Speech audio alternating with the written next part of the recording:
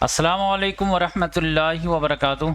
कैसे हैं आप लोग? अल्हम्दुलिल्लाह मैं खैर आफियत के साथ हूँ। उम्मीद करता हूँ आप लोग भी बखैर होंगे। चलिए शुरू करते हैं। आलमी हालात हाज़रा, दुनिया भर की खबरें क्या रही आज।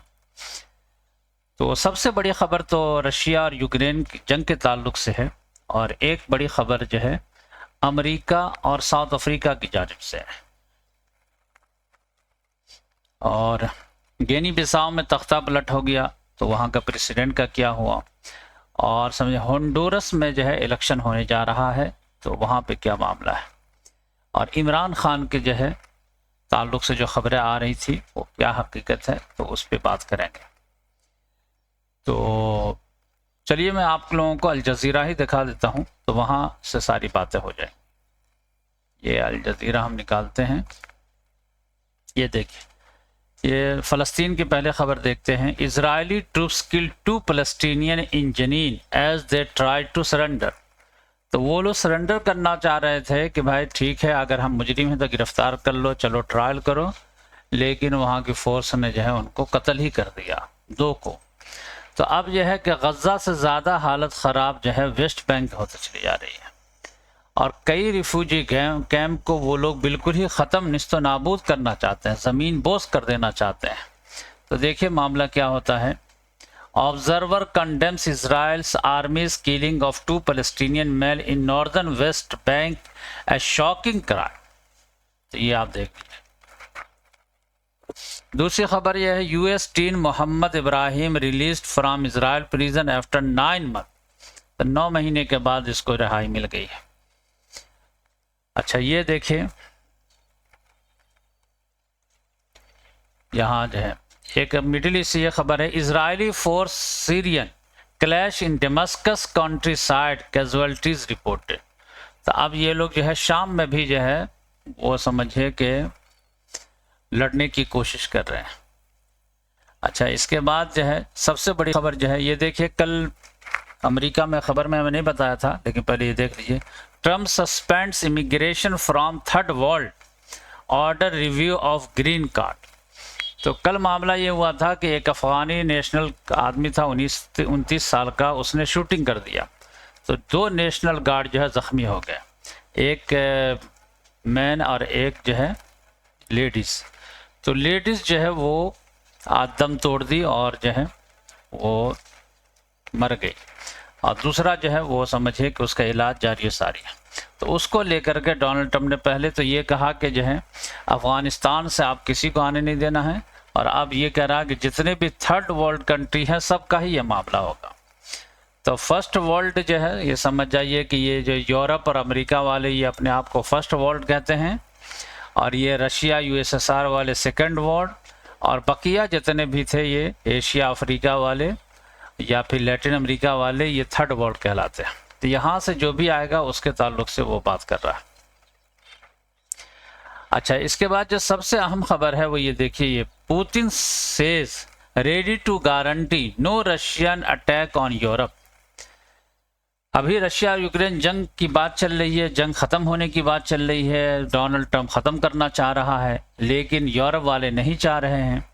तो अब यूरोप वाले जो है बहाना बना रहे हैं कि देखो अगर ये यूक्रेन जंग ख़त्म भी हो जाए तो रशिया का इरादा है कि 5-6 साल के बाद यूरोप के किसी मुल्क पर हमला करेगा। तो उसके मुंह में खून लग गया है, तो वह आज न कल फिर हमला करेगा ही। तो बेहतर है कि अभी हम लोग उसको जो है गर्दन से पकड़े हुए हैं, पकड़े रहें, छोड़े नहीं, गर्चे इसमें हमारा भी नुकसान क्यों ना हो। तो पुतिन ने कहा कि देखो हमारा कोई इरादा नहीं है किसी भी यूरोप के कंट्री पर हमला करने का। ये रिपोर्ट शाये किया था जर्मनी के फॉरेन मिनिस्टर ने। तो उसके ताल्लुक से जो है ये पुतिन जो है कल किर्गिस्तान गया हुआ था, बिश्केक में जो है वहाँ एक समिट थी, तो वहाँ खिताब करते हुए उसने गारंटी दिया कि Putin says ready to guarantee no Russian attack on Europe, कि बोलो तो मैं लिख करके दे देता हूं कि मैं तुम लोगों पर किसी पे हमला नहीं करूंगा। लेकिन वो कह रहा है कि नहीं, तुम तो ऐसे ही यूक्रेन पे हमला से भी पहले यही बोलते थे हमला नहीं करेंगे नहीं करेंगे, 2022 में कर दिए। अच्छा ये ट्रम्प के ताल्लुक से देख लीजिए, Trump says US will stop Venezuelan drug trafficking by land soon. अब ट्रंप कह रहा है कि वेनेजुएला पर एक लिहाज से हम ज़मीनी हमला करेंगे। अभी तक तो समझिए कि फ़िज़ा से पानी में हमला कर रहे हैं कि कोई ड्रग ट्रैफिकर जो है वो जहाज़ लेकर के निकलता है तो उस पर हम ऊपर ही से बमबारी कर देते हैं। अब हम ज़मीन से हमला करेंगे, यानी ज़मीनी चढ़ाई करेंगे। अब ये कब करेंगे वो उसका जो है उसने नहीं किया है, लेकिन उसने इंडिकेशन दे दिया है।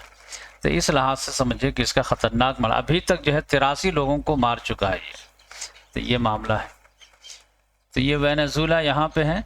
तो पहले तो ये समझिए कि यहाँ पर कोई निकला तो यहाँ पर बमबारी कर देता था। अब कह रहा कि हम इधर जो है ज़मीनी हमला करेंगे और इसके ज़रिए से ड्रग ट्रैफिकिंग को रोकेंगे। अच्छा, इसके बाद अगर बात की जाए तो यहाँ पर जो है देखिए होंडुरस है, जिसकी राजधानी जो है टेगुसिगाल्पा। तो यहाँ पर इलेक्शन होना है और इलेक्शन यहाँ पे 4 साल में होता है। तो अब देखिए कि 3 कैंडिडेट हैं और तीनों का बिल्कुल टक्कर है। यानी सर्वे में आ रहा है कि किसी का 27% है, किसी का 26% है, किसी का 24% है, और कोई जो है कैंडिडेट चाइना फेवर का है, कोई जो है अमेरिका फेवर का है।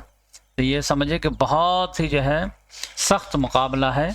30 नवंबर को समझिए कि इतवार के दिन होना है। तो अगर ये जो है अगर लेफ्ट वाले जीत गए तो वेनेजुएला को तक़वियत मिल जाएगी, क्योंकि निकारागुआ, वेनेजुएला, होंडुरस, क्यूबा ये सब चारों एक माना जाता है। लेकिन अगर जो है अमेरिकन फेवर का जीत गया तो फिर ये लोग कमज़ोर हो जाएंगे और डोनाल्ड ट्रंप पूरी ताकत लगाए हुए है कि यहाँ पर जीत हो जाए। तो इस लिहाज से ये है। तो ये मैं लैटिन अमेरिका के ताल्लुक से थोड़ी सी बातें बता देता हूँ, क्योंकि इधर की खबरें बहुत कम रहती हैं। देखिए ये पूरा जो है ये ऐसे, ये जो है अमेरिका कहलाता है। ये है अमेरिका। हम लोग अमेरिका उर्फ़ आम में इसको कह देते हैं। ये अमेरिका नहीं है, ये यूनाइटेड स्टेट्स ऑफ अमेरिका है। असल अमेरिका जो है वो ये है। उसमें जो है ये जो पार्ट है ग्रीनलैंड का, ये थोड़ा सा अलग है। ये ज्योग्राफी के लिहाज से तो ये अमेरिका में आता है, लेकिन कल्चर के लिहाज से, अब पॉलिटिक्स के लिहाज से ये समझे कि यूरोप का हिस्सा है। कल्चरली जो है ये यूरोप का हिस्सा है और पॉलिटिकली जो है ये डेनमार्क का पार्ट है। लेकिन ज्योग्राफी के लिहाज से ये अमेरिकन प्लेट में आता है, तो इस लिहाज से अमेरिका में ये भी आता है, ग्रीनलैंड आता है। इसके बाद अगर बात की जाए तो अमेरिका को अगर डिवाइड किया जाता है तो 4 हिस्सों में डिवाइड किया जा सकता है समझने के लिहाज से। तो ये समझ जाइए कि अगर ग्रीनलैंड को आप हटा दें यूरोप का हिस्सा समझ करके, तो ये देखिए ये ऐसे जो है ये एक है Canada, United state of America, Mexico और ग्रीनलैंड भी ले लें तो ये 4 या 3 को जो है नॉर्थ अमेरिका बोला जाता है।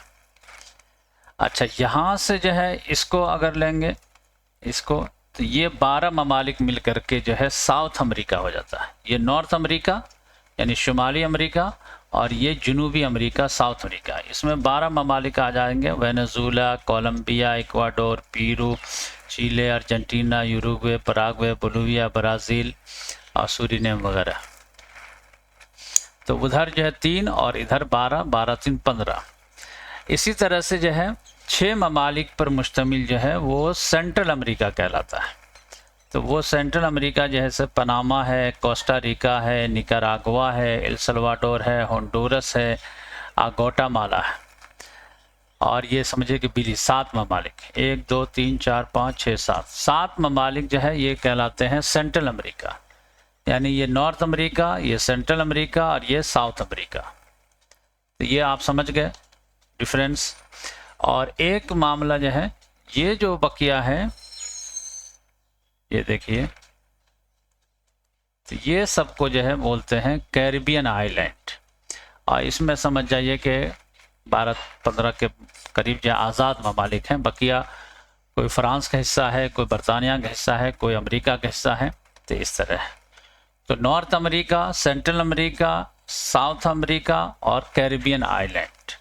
ठीक है, मैं इतनी तमहीद क्यों बांधा हूँ, एक चीज़ समझाने के लिए। कभी कभी जो है लैटिन अमेरिका की बात आती है तो वो जो है हम लोग समझने में गलती कर देते कि लैटिन अमेरिका शायद ये हो फिर इसको। तो ये आप समझ लीजिए कि लैटिन अमेरिका जो है ये सारे ममालिक को बोला जाता है। ये मैक्सिको को लेकर के यहाँ से इतने को सर लैटिन यानी एक ज़बान है, जैसे संस्कृत इंडिया में एक ज़बान है, अरबी एक ज़बान है, ऐसे लातीनी ज़बान ये यूरोप का एक ज़बान था, उसी से कई ज़बानें निकली, स्पेनिश, पुर्तगीज़, फ्रेंच, ये सारी चीज़ें। तो लातीनी ज़बान बोलने वाले जिन जिन ममालिक में लोग हैं, ये सब जो है या तो पुर्तगाल का या फिर स्पेन का या फ्रांस का, ये सब कॉलोनी था एक ज़माने में। तो लातीनी ज़बान के जहाँ जहाँ बोलने वाले लोग पाए जाते हैं उनको लैटिन अमेरिका बोला जाता है। तो इस लिहाज से ये समझिए कि इन तमाम ममालिक में लातीनी ज़बान, चाहे वो स्पेनिश बोलने वाले होंगे या पुर्तगीज़ बोलने वाले होंगे या फिर जो फ्रेंच बोलने वाले होंगे, उनको लैटिन अमेरिका बोला जाता है। तो ये मैं सोचा कि आप लोगों को थोड़ा सा बता देता हूँ। तो यहाँ पे देखिए इलेक्शन का रिज़ल्ट क्या आता है, उसके बाद जो है तो वो वेनेजुएला और कमज़ोर होगा या थोड़ा ताकतवर होगा, देखने की बात होगी। गिनी बिसाओ में जो है कल तख्ता पलट हो गया और वहाँ के इसके प्रेसिडेंट को जो है वो वहाँ अरेस्ट कर लिया था। लेकिन आज ये खबर आई है कि सेनेगाल वाले, जिसकी राजधानी डाकर है, वो जो है फाइटर जेट लेकर गए और वहाँ के प्रेसिडेंट को लेकर के आ गए हैं अपने यहाँ। वो लोग भी आने दिए होंगे कि जाओ झंझट ख़त्म करो। तो यहाँ पर तख्ता पलट तो समझिए कि कामयाब है, लेकिन प्रेसिडेंट को भी उन लोगों ने एक लिहाज से बख्श दिया है और वो अपना सेफ जगह पे पहुँच गए। अब इसके बाद अगर बात की जाए तो ये मामला जो है बहुत ज़्यादा तूल पकड़ रहा है कि अभी आप जानते हैं कि साउथ अफ्रीका में G20 की समिट हुई, उसमें डोनाल्ड ट्रंप आया नहीं यहाँ पे। क्यों नहीं आया? उसने कहा कि नहीं, तुम हमारे जो है वाइट लोगों के साथ जो है भेदभाव करते हो और प्रॉब्लम क्रिएट करते हो, तो इस लिहाज से मैं तुमको जो है नहीं करूँगा। तो एक तो जुर्म यह है कि यहाँ पर वाइट लोगों के साथ जो है मसला रहता है। आप क्रिकेट टीम में भी देखेंगे कि वाइट खिलाड़ी ज़्यादा हैं, गर्चे अभी कप्तान तो समझिए कि ब्लैक है, लेकिन वाइट खिलाड़ी ज़्यादा है। तो एक तो यह है कि तुम वाइट लोगों के साथ जो ज़्यादती करते हो। एक हिडन मामला यह है कि इसराइल के ख़िलाफ़ ये जेनोसाइड का केस भी लड़ रहा है, तो उसकी भी कीमत अदा करनी है। तो वाइट लोगों के साथ मामला क्या है वो आप समझ लीजिए कि थोड़ा सा मामला है भी। जब इन लोगों ने यहाँ से आकर के कब्ज़ा कर लिया पूरे में और उसके बाद जो है कई सदी तक कब्ज़ा रखा, फिर बाद में ये लोग आज़ादी के स्ट्रगल शुरू किए और नेल्सन मंडेला में की क़यादत में मुकम्मल आज़ादी इन लोगों को मिली। तो उसके बाद भी मामला क्या हुआ कि आज़ादी जो मिली है तो आज़ादी तो मिल गई है, लेकिन इंसाफ नहीं मिला है। उसके लिए वहाँ के बहुत सारे लोग जो है वो आज़ादी के जो है आंदोलन चलाते रहते हैं। वो इंसाफ का मामला क्या है कि पॉलिटिकली तो आज़ादी मिल गई है कि हर एक के वोट बराबर रहेंगे, हर एक इलेक्शन लड़ सकता है और एक ये हो सकता है। लेकिन जब ग़ुलामी के दौर में मामला क्या हुआ था कि जितने भी वाइट लोग थे वो सारी अच्छी ज़मीनों को कब्ज़ा कर लिए थे और ब्लैक लोगों को बेदखल कर दिए थे। तो जितनी भी ज़मीनें हैं, ख़ास तौर से उपजाऊ ज़मीन वगैरह हैं, उसके मालिक जो हैं 70-80% के वो वाइट फार्मर हैं, किसान। तब आज़ादी तो मिली तो पॉलिटिकल तो बराबरी हो गई, लेकिन ज़मीन जो है वो उन लोगों से नहीं ले पाए। लिहाजा आप देखेंगे कि ज़मीन जो है एकड़ से एकड़, हज़ारों एकड़ का मालिक एक वाइट रहता है और अफ्रीकन ब्लैक जो है उसके पास ज़मीन ही नहीं है। जबकि आज़ादी तो मुकम्मल आज़ादी होनी चाहिए थी, ज़मीन भी उससे छीन करके सारे में तकसीम होना चाहिए था। अब ज़मीन जैसे ही लेने की बात शुरू होती है तो वैसे ही अमेरिका जो है वो बिलबिलाने लगता है। और सिरिल रामाफोसा की जो पार्टी है उसने समझे कि जैसे इंडिया के कांग्रेस है वैसे उसकी पार्टी जो है वहाँ की कांग्रेस है, तो उसने पहले ही वादा किया था कि हम जब आज़ादी हासिल करेंगे और हुकूमत बनाएंगे तो ये ज़मीन का भी जो है सही तकसीम करेंगे। लेकिन वो जैसे ही कुड़बुड़ाते हैं तो अमेरिका जो फड़फड़ाने लगता है। तो ये मेन मसला है, आप समझ जाइए।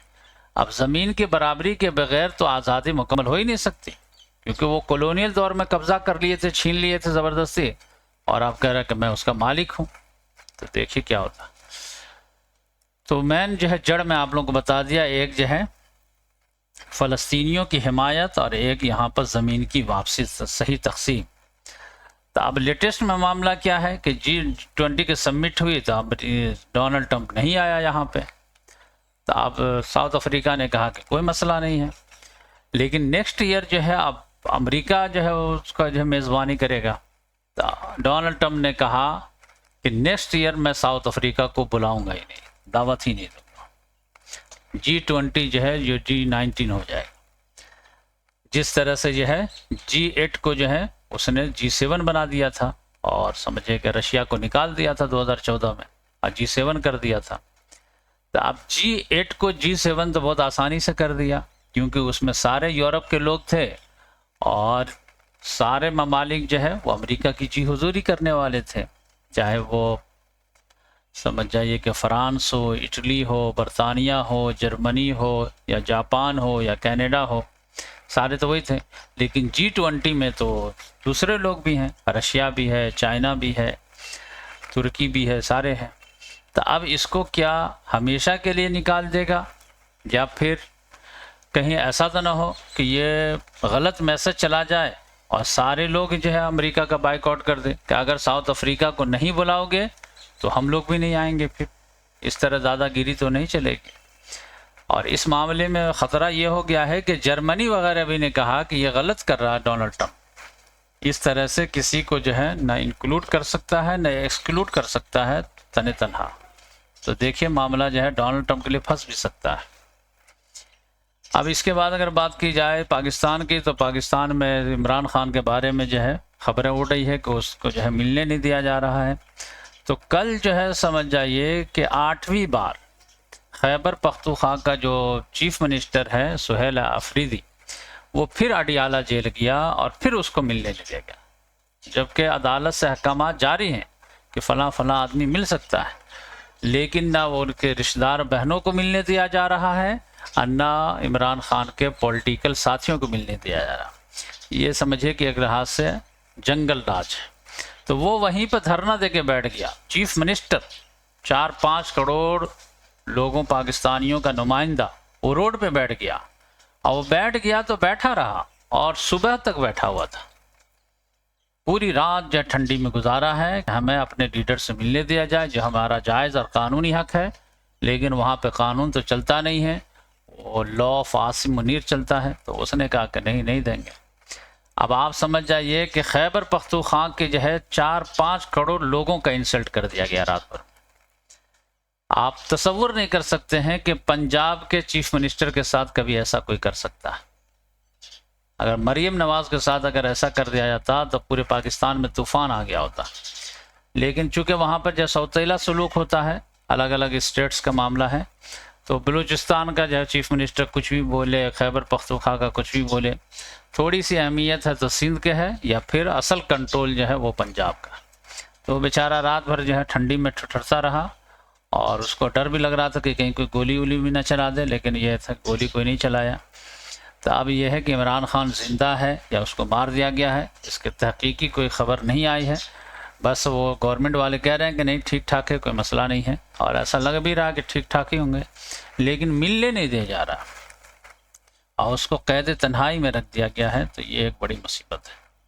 तो देखिए मामला क्या आता है। और हांगकांग में मैं बताया था आप लोगों को कि 40-45 लोगों की जो हिलाकत हो गई है आग में जलने की वजह से, लेकिन वो बढ़ते बढ़ते अब 90 क्रॉस कर गया है। थाईलैंड में सैलाब आ गया है, उसकी वजह से 40 लोगों की मौत हो गई है। तो इस तरह की बातें हैं। तो ये चंद बातें थी जो मैं सोचा आप लोगों से शेयर कर दूं, और फिर मिलेंगे इंशाल्लाह नेक्स्ट वीडियो में। तो आज मुझे अहलिया को लेकर के डॉक्टर के यहाँ जाना है, टाका कटना है, और दर्स कुरान जो है अल्हम्दुलिल्लाह मुकम्मल हो गया है। ये देखिए 327 वीडियो वो मुकम्मल जो है हम लोड कर दिए हैं, और अब से जो है नई रिकॉर्डिंग करेंगे सूरह नज्म की और अपलोड करेंगे। तो अगर आज मौका मिल गया तो आज से, और नहीं तो इंशाल्लाह कल से।